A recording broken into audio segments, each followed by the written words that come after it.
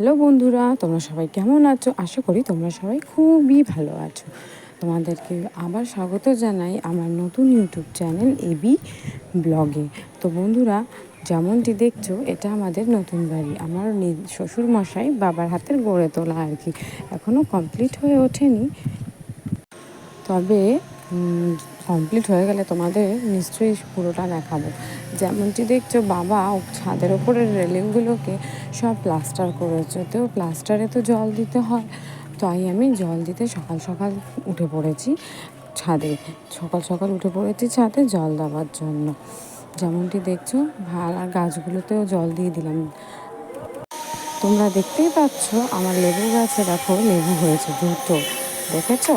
এটা আমরা গোবিন্দ মন্দিরে দেব, যখন দেব সেই ব্লগটাও তোমাদেরকে করে নিশ্চয়ই দেখাবো।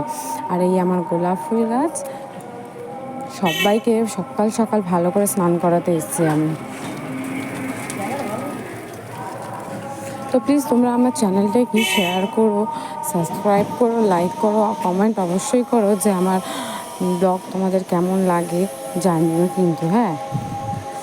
আর শেয়ার করো যাতে আমি এগোতে পারি, খুব খুব করে শেয়ার করো না গো, তোমাদের সাপোর্ট ছাড়া কি এগোনো সম্ভব বলো?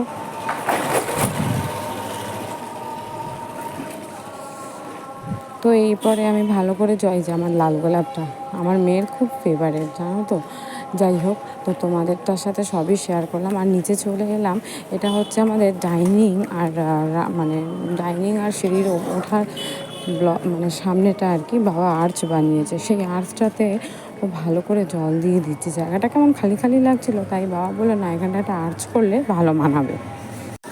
তো আর্চটা যখন প্লাস্টার হয়ে যাবে তো সেই ভিডিওটাও আমি তোমাদের সঙ্গে শেয়ার করব, লাস্ট ফিনিশিংয়ে সেটা কেমন লাগছে।